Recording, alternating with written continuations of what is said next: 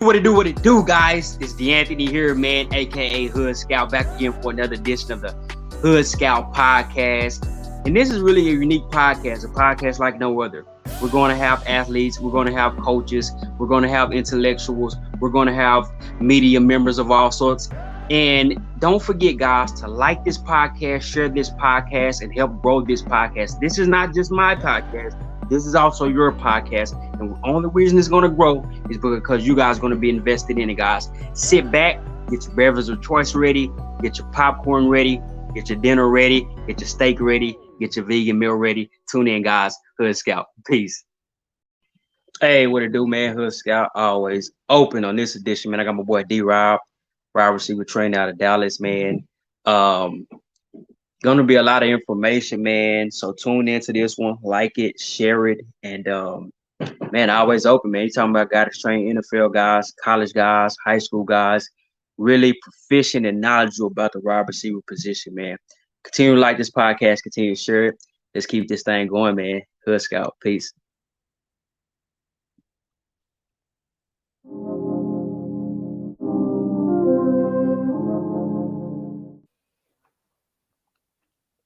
Hey, what it do, guys? Hood Scout back again for another edition of the Hood Scout podcast, man.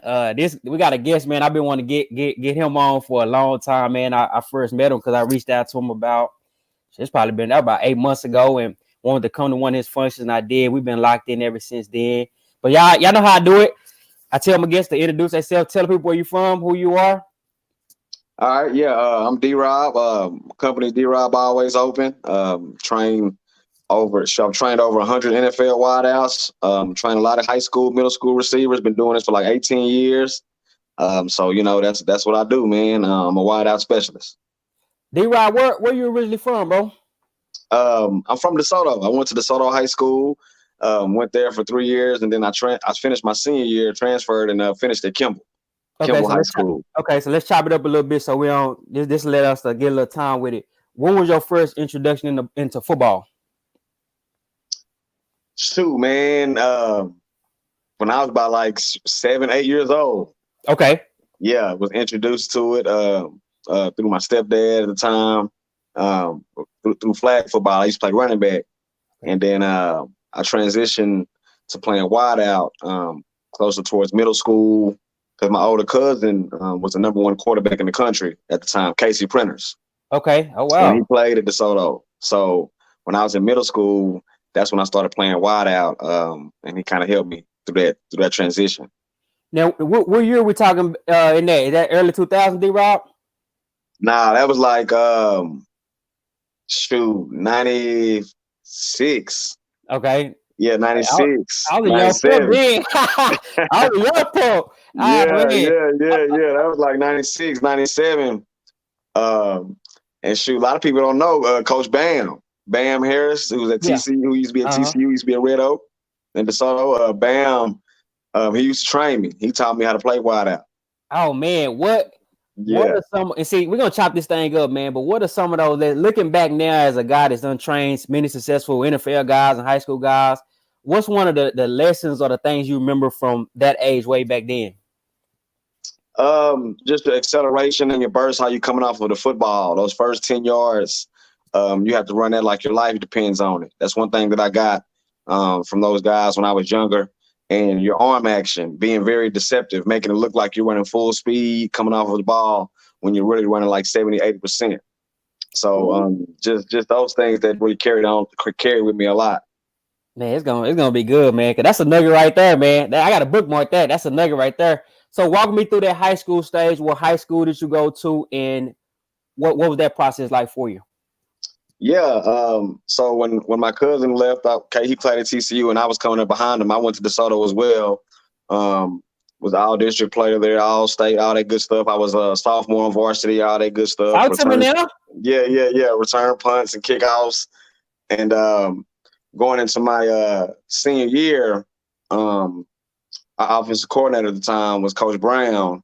He ended up leaving DeSoto, going to Kimball, and that used to be my ride to school a lot. So I ended up leaving DeSoto and going and finishing my senior year over there at Kimball, and then that's where I met, Michael Adams, who played with the Cardinals, played DB. Met Cal Ward, who's the defensive coordinator. I've been knowing Cal though. Me and Cal ran summer track together, 9-10 years old. I've been knowing him all my life pretty much. Okay. But when we got older, he ended up going to Kimball and I went to the Soto. But we ended up linking back up our senior year, so that was awesome. What, D-Rob, tell me, it's two questions I got within this context. What was the difference between the Soto and Kimball at that time? Was it a difference? It was a big difference. The difference at the time was the structure, the weight room. It was more diverse, because at the time when I was going to the Soto was like it was like kind of like Allen, Allen High School. Wow. Yeah, it was like that. Hispanic faculty and staff, white faculty and staff, like it was diverse. Still had white cheerleaders, everything. It was total different. I just turned 30, D-Rob. You just taught me a history lesson. I didn't know that. Yeah. It was like that. It was nothing how it was now. Let me ask you, D-Rob. So were most of the kids still in the inner city schools at that time? Yeah, most of the kids were still in the inner city schools. Okay. And DeSoto at the time was like how Forney was, how Forney, what I mean? So, so that's how it was. It was different from the education, the education system to all of that was different. Like when I went to Kimball, classes were a lot more easier. The teachers were a lot more lenient on you. The hallways were a lot different. You had girls. Red hair, tattoos. Bro, way back then? Man, 9th graders, 10th graders. Like, I thought this was a new thing. Wow, that's funny. I did not know that, bro. So it was a big culture shock for me, man. I went from having my shirt tucked in, wearing Tommy Hilfiger polo, to wearing FUBU. Air Force Ones. Hey, that's funny, man. It's a different environment, but I'm glad I did it because you get the best of both worlds. Were the athletic? Not me, bro. Were the athletes different? It wasn't big difference of the athletes. The biggest difference that I saw were the linemen. The linemen were a little bit bigger out there, DeSoto, you know what I mean? But as far as the skill, the receivers and the quarterbacks, actually was they had a little bit more. Okay. Actually had more athletes, but not as many coaches. Okay. Wow, not as many coaches. Yeah. Okay, yeah. Wow. Walk me through that mindset of a young D-Rob now at Kimball, man. What you playing ball? What was you thinking college? Was you thinking let me put up big numbers? Walk me through that mindset because I want the youngsters to hear that, and you've been there before. Yeah, man. Well, I have already established and made a name for myself at DeSoto. So when I went to, I was already getting recruited. So when I got to Kimball, coaches and scouts and stuff already knew who I was at the time. And at the time, my offensive coordinator was Coach Risen. And we was throwing the ball a lot, 4 or 5 wides and things like that. Wow. And shoot, maybe like right after our spring game, man, he left. And at the time, the offense was like how it is now, 4 wides, feature in the slot, because that's what they were doing with me, running a lot of screens at Kimball. And then when he left, it kind of hurt us, our offense, because we ended up going to more of a pro-style offense back because back in the day when we played, it wasn't a lot of 4 or 5 receivers, 10 personnel, 11 personnel. It was more 21. 2 running backs, 1 tight end, 2 receiver sets. You know what I mean? So the game was a little bit different. So yeah, I was trying to put up numbers at the time, but when the offense switched up, it kind of hindered me for my senior year. Now, and I gotta say this, D-Rob, what was the key as an undersized wide out? Now we a lot of guys get into this, they're not maybe big, they're not. What's that key for that undersized guy to really take his game to that next level? Because you're not the hugest guy, but obviously you getting recruited, you had some juice with you. Yeah, you gotta be fast, man. You gotta run track. You gotta be 10.5 or below in the 100-meter dash. You gotta put up numbers. You got to be very, very productive. Like you got to have 40, 50 plus catches. Like you got to have 10 plus touchdowns. Like you got to have a lot of production. You got to have a resume. when you're undersized like that. And like you said, you gotta be able to run track. You gotta have those times, those track times. So if those scouts see those track times when you're an undersized receiver, you'll be just fine. Good stuff, bro. Mm-hmm. Walk me through that recruiting process. What were some of the colleges looking at you at that time, and what was that like? Because I know that sometimes that can be a good thing, sometimes it can be bad. But how was that process for you?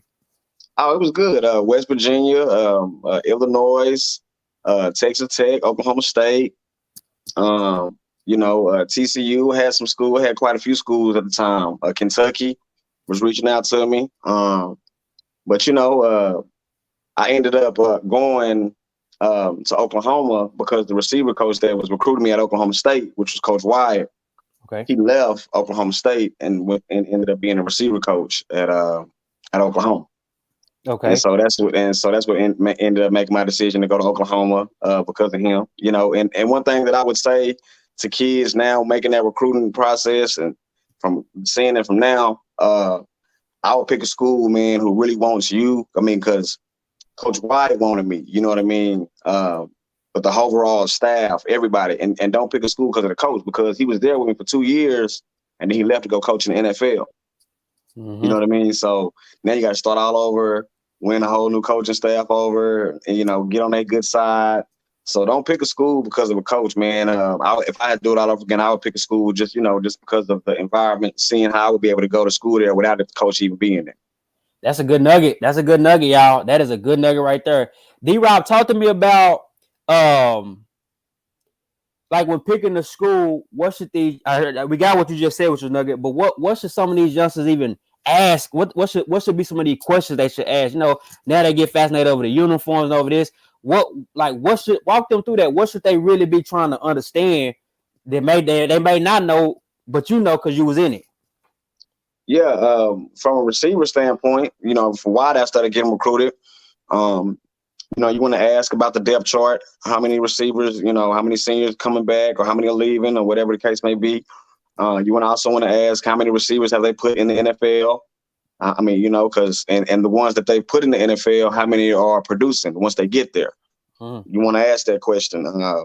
You want to ask how long have you been there as the coach, if the coach that's recruiting you? It's because, you got stability. You see how long they've been there, or whether they bounce around. You kind of see what the window kind of gauging from that. And what's their plans on using you? What's their plans on using you in their offense? How do you see them using you in your offense? And can you help them get to the NFL? That's good. That's what you want to ask. Because nowadays that's all kids. That's what they want to do. So you need a coach to look in your eye and tell you how he's going to help the plans for you and all of that. What kind of offense we running, and look at the receivers that's in their offense and look at their stats. Look at not only the number 1 receiver, look at the number 3 receiver. Look at all of them. Are they spreading the ball around? You teaching, bro. In the one guy. You got to look at all of that. Hey, we got a coaching conference right here, man. D-Rod teaching. I like this, bro. Let me tell you this, D-Rod. Let me bounce this off of you. How important is NIL? Should these kids be thinking what you just said, or should they be getting swayed by NIL deals? Because that's the landscape of this thing now. Man, I'm kind of torn in between because I'm a little bit old school. I like the NIL deal, of course, because if a lot of kids say coaches can bounce and leave, kids should be able to get money. I like the NIL deal when it comes to getting deals off the field and things of that nature. I just don't like it. The only reason I don't like it is because some people are getting NIL deals who haven't done anything on the field yet. You know what I mean? Like if you already produced on the field, on the collegiate level, yeah, of course, you're an All-American, you're on magazines and all of that. Yeah, you deserve an NIL deal. But a lot of these youngsters, the high school kids, the 5-star, the 4-star recruits, I think it can hurt a few of them, man, if they don't look at it the right way. Because when you're making a lot of money out the field, you kind of lose your edge to work hard in the weight room, pulling sleds, running your routes, doing the extra little stuff that it's going to take to get you to the NFL, because your pockets are already swollen. You already got money. You know what I mean? So is that hunger going to be the same? That's the only thing that I question. Boy. That's some good stuff, D-Rob. Okay, so you get to Oklahoma, man, and that's big time college football, man. What was that like? And walk me through that experience a little bit. Yeah, man, it was So you walking in there as a freshman, man, and they came off of a national championship. They just won a national championship. So at the time, Oklahoma was like Alabama is now. You know, they were rolling. Yep. And the receiver room was stacked. You know, we had Mark Clayton, who was a first round pick. You Bad know, who boy. was my brother, Travis Wilson, who was a third round pick. Will Peoples, Yep. he went. Mark Bradley, he went second round. Ooh, them boy bad. I remember them, D-Rod. I remember growing up watching them. Yeah. Wow. Brandon Jones. Yep. He went third round. You know, we had Juwan Rankins. You know, so we had a lot of guys, and I was a freshman, and most of those guys were juniors and sophomores. So one thing that I learned when I got to college, especially at a school like that, is that you got to bring it every day. Okay. Like it can't be any off days or anything like that. You don't feel like practicing today, your groin hurt, this you're gonna go have. Nah, every day you got to bring it, but you got a chance to also see where you stacked up against the competition, because you know, as far as the DBs, because a lot of guys, a lot of receivers that you can ask them, and DBs. When I played at Oklahoma, it was a problem at practice every day when they lined up against me. You know what I mean? But I learned that watching Mark Clayton practice, watching Travis Wilson, watching those guys, you know, be a dog every day of practice, making those guys look like they don't even belong on the football field. You know, so that's the type of mentality that you got to have. D-Rob, so you got a little ninth grader out there. You got a 10th grader out there. They don't know that college grind. What's that grind like to them? So I'm not saying they got, if they're in ninth grade, they got a grind like they're in college, but let them know what that grind is like, because they may think they work hard now, and it's like it might be a little bit different. Can you hear me? Am I muffling up? No, I can hear you. Can you hear me? It's kind of muffling up on my end. Okay, I was saying, you know, you got like a little ninth grader, 10th grader who may think they working, but I'm not saying they got to work like a college guy, but how they work at that college level. Can't tell these young guys how they work at that level. Oh yeah, it's. I mean, you got to get up 5 a.m., 5:30 workouts. So you work out for 2 hours, and then you got to go to class. Class may start at 9 or 8, or whatever your first class is. And so you got class, and then middle of the day, they'll let you go get some lunch, and then you got meetings around 1 o'clock or so, and then you're on the field practicing for a few hours. And after practice, you have to do mandatory study hall hours. Mm-hmm. So you got to go to study hall and get your study hall hours in from the class that you're taking. So it's a job every day. You're gonna find out if you love it or not. Hey, you know, you're gonna really find out if you love it. And it's not like you can miss class and no one to know. I mean, your coaches will know, you know what I mean, because they got class checkers. Okay. But they're not gonna say nothing to you till maybe like last minute. You know what I mean? You may think you're getting by maybe 3 weeks, a month, and then they're gonna call you in that office or something like that, and they're gonna let you have it. Okay. So you kind of get through college, man, and I'm not sure what happened, but you get through with that. When did you know you're gonna go into this next phase of your career?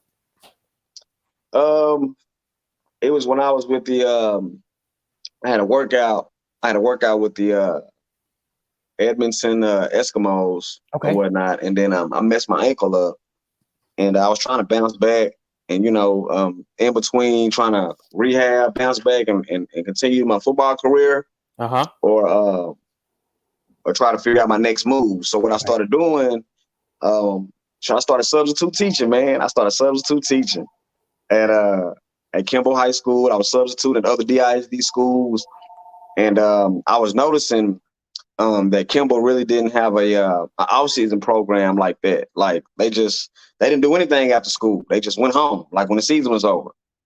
And you went to school there. You get your pictures on the walls up there. So you kind of take some pride in it. As far as keeping the kids going. And so after schools, I started holding sessions just for free. I was just look after school. Y'all meet me after school, man. We're going to get some work. I had linemen out there, linebackers, receivers, DBs. I was just setting up different circuits. Yeah. So you were teaching the other positions too? Or you had them out there and somebody else was? Nah, it was just me by myself. Just general off-season training. Okay. Like functional movement stuff. Yeah. It wasn't no positions, but it was all, everybody could do it, all positions. Visionary. One station may have been doing the ladders, the other station may have been doing change of direction. I just had it all broke up. But them kids started loving it, man. And then the receivers especially started loving it. I started holding receiver sessions, and they started telling their friends at different schools about it. and I started holding sessions up there at Kimball on the weekends. And shoot, man, I wouldn't charge it. Me and Clay Mack, that's my business partner. Okay. Clay Mack, he was doing the DBs, and I was doing the receivers on the Oh weekends. wow. And we started holding sessions at Lancaster High School. And this was all when I was working out, still trying to figure out what I was gonna do. Yeah. And maybe 8 kids were coming for me, and maybe 5 or 6 were coming from Mac. At first, it started off like I had like 3 or 4 on the weekends. Mac maybe had 2 or 3. And then one weekend we looked up, we came out to a session. Man, it was about 60 kids out there, man. Wow. No, it was like 30-some receivers, like 30-some DBs. And we was like, man, who invited all these people? You know, kids were telling their friends about it without consulting with us. Oh wow. You know? Yeah. So hey. We showed up to the session, and so I looked at Mac. I'm like, Mac.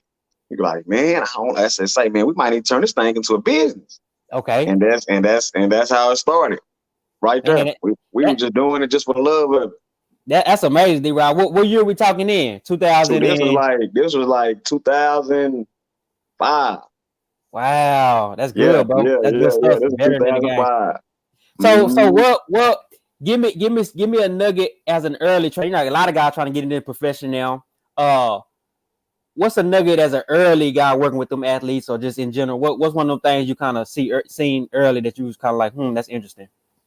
Well, you know, when I was training, man, I had to get a lot of kids to start telling me about social media. Like, hey, coach, you got to start posting this, man. Coach, you got to start getting you a photographer, media people, and all this stuff. And I'm like, dang, I didn't know anything about none of that, because when I started out training, there was no social media like that. Everything was pretty much on its own. Yeah, it was word of mouth. Yep. But for the new age trainer, what I would tell them, man, is you know, trust in your process and believe in yourself. Don't look left or right in anybody else's lane. Be original. You know, and show love to it. I mean, like, don't look at it as a competition. You know, I don't look at this training thing as a competition and all of this. It's a village. Everybody's raised helping these kids. Everybody can't be at one place at one time. You know what I mean? So whatever side of town you on, whatever state you in, or whatever, be the best in your area. Like, just be the best. Like, whatever you do in your area, don't look, because I never looked at myself when I first started training. That wasn't my goal, was to be called the GOAT or to be called the best to ever do this, you know, and all of that. No, I was just doing it because I knew that these kids was a need for it, and these kids needed it. Yeah, that's it. You got 3 more minutes, D-Rod? Yeah. Okay. Yeah, I still want to chop it up, man. I like we flowing. So, when did you start? What was your first experience with some of these guys that you trained and went on to the NFL? Cause I know some of them you trained young. Talk to me about a few of those guys that really went to excel, maybe at college or something like that. Yeah. My first dude was Ja'Cory Shepherd. Ja'Cory Shepherd got out of Mesquite Horn. He'd been all the way up through, and he went to college to play receiver, and then he ended up switching to DB, and then ended up getting drafted, playing DB in the 4th round. So that was my first guy that I took from homegrown. Him and Jakeem Grant. Okay. Jakeem Grant, Desmond Lewis, who went to school out here in North Mesquite, who ended up going to Central Arkansas, played with the Bills. So those are the few first guys that I started from a long time ago. You know, from high school, like Rashard Higgins. You know, I was getting those guys ready. Damian Gamblin, he had a little shot. You know, those were my homegrown guys that and they started telling their friends and everybody else, and that's how it started happening. And then, how did some of the bigger guys, maybe some of the NFL guys, start to hear about you? Is it a matter of reaching out in communication, or is it a matter of you just building up that reputation? It's a little bit of both. Building up I built up the reputation. I've gone to the NFL combine. Like a lot of these coaches, a lot of these high school coaches, they go to a lot of coaches conventions. You know what I mean? Which is good. You need all that knowledge. But I spent a lot of my time going to the NFL combine. You know, going to the Senior Bowl. You know, meeting NFL GMs, receiver coaches. You know, because I've been in like 5 or 6 different NFL training camps, being the intern receiver coach, just being around, just seeing it, seeing the lingo, seeing the seeing how they, you know, seeing how they talk, you know. So, you know, that's really, if you're trying to do what I do and separate yourself and stand out. I mean, because it's a lot of NFL playbooks that you're going to be able to have access to, and route combinations, the route tree that you're going to be able to teach that a lot of these other trainers don't know because they haven't actually been in the building. Now, D-Rob, I know you just said you don't like look at a goal and talk like that. Now, I ain't been around a lot of receiver coaches. I admit that, but I think you really one of the best in the business, bro. I think you're one of the best trainers in the business. And I want to segue that statement until I seen you on NFL Network last year down at LSU. Talk to me about that, because you actually had an interview with one of the, I think, NFL Network media personalities. Where was you down there? Walk me about that process. It's maybe some nuggets on that. Yeah, so I got Terrace Marshall ready for the draft, and he ended up going second round at LSU. So he was with me for like 2 or 3 months throughout his draft process, and his agent, he sent me down to LSU with him for his pro day, with him and Jamar Chase. So I was down there with those guys, helping them out, just giving them that extra little support when after they run a certain route, look over there at me and thumbs up or thumbs down, how they look, just to have that extra confidence behind them, both of them. Because I also warmed Jamar up and gave him a few nuggets before he ran his routes and things of that nature. But the reporter was Jane Slater, so she was asking me, questions about Terrace and questions about Jamar and what separates him from other receivers in the NFL draft. And I mean, she knows me from a while because, she knows I work with Emmanuel Sanders. She knows that I work with Dez, Antonio Brown. So she found me when I was watching the guys run routes and came over there to me and was like, "Hey, you think I can interview you real quick?" I was like, "Oh man, come on, Jane. I'm trying to watch my guys." She's like, "I know, D-Rob. I promise it's not gonna be too long. I just want to ask you a few questions, man." She's like, "I owe you one." I'm like, "All right, cool. I'll go ahead and do it."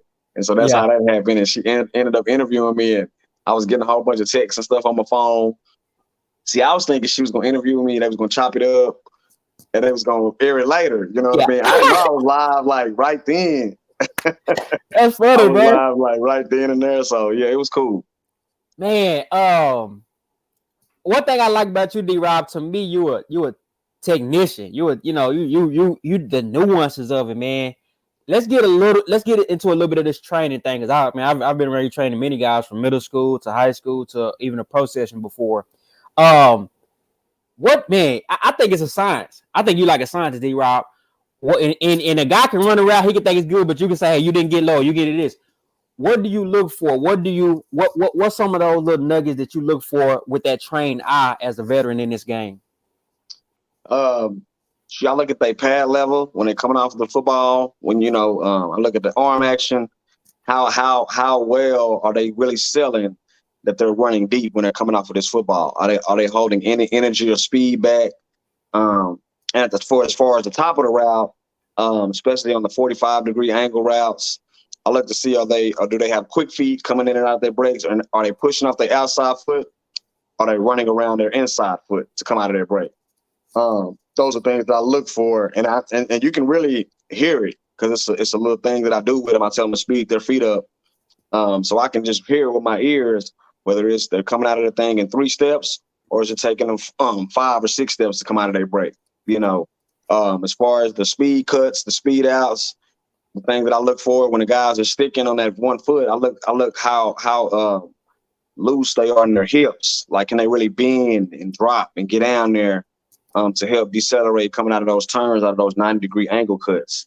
So when they're doing a lot of speed cuts, that's what I really look for, how well they can drop their weight and not lose speed coming out of their break when they're coming out of it. Good stuff.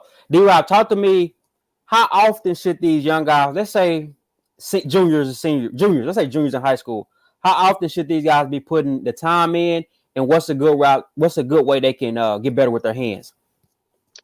They should be doing this at least 3 days a week, 4 if they want to push it, but at least 3. They need to be catching the football every day, every single day. You need to be touching the football like 100 times a day.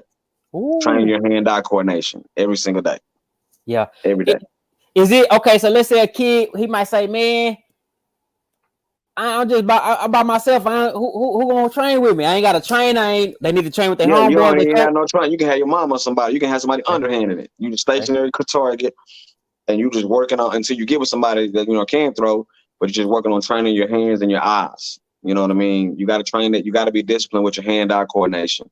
So you got to train that a lot. Whether it's with a tennis ball, somebody tosses you the ball, you can still get good work in training your hand-eye coordination. We're coming up on 30 minutes, man. Hood Scout talking with infamous trainer D-Rob, NFL, college, wide receiver, high school, all these training, all these. Pretty get ready to end it in just a second, D-Rob. A few more questions, man.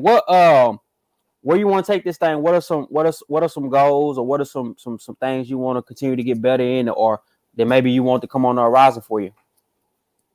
I've been talking to quite a few NFL teams, about next step as far as me being getting close to being a coach in the NFL, or being a consultant for the NFL, coming in the off season, working with their wideouts. Same way as colleges, I have an agent now. I have a sports agent who helps me behind the scenes and working on things of that nature. So that's the next step for me is getting into college more with the universities, working with their receiver staff and offensive coordinator and their receiver coaches in the off season, getting them with their wideouts.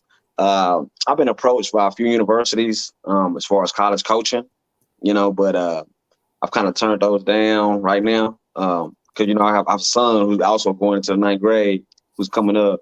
So I kind of want to be here with him for like the next, 4 or 5 years or so before I make any, move like that. But I think where I'm headed in right now, man, is a good spot for me. I'm able to call my own shots and move how I want to move and, live stress-free without anybody looking over your shoulder or anything like that. Nah, that's a good point, man. I talked to a lot of these coaches, man, and a lot of times they say these colleges, these guys gone a lot. They on the road a lot. When you got family, that can kind of interfere with that as well. Man, we finna get ready to wrap this thing up.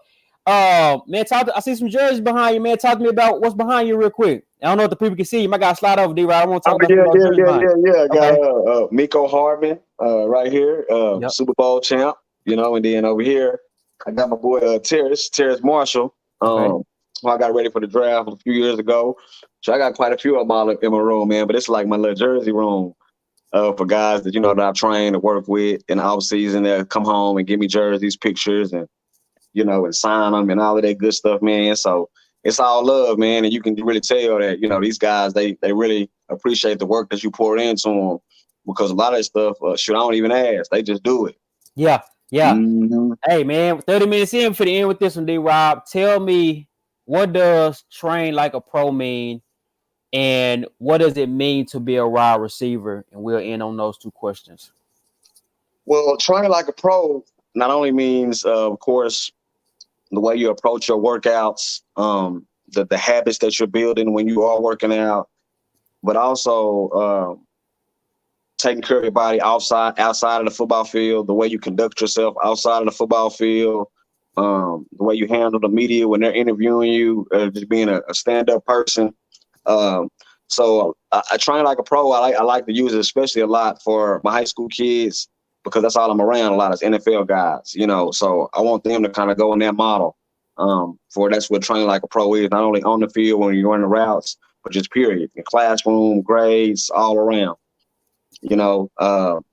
And as far as what it takes to, be a better receiver, right? That was the question. Yeah. What that mean?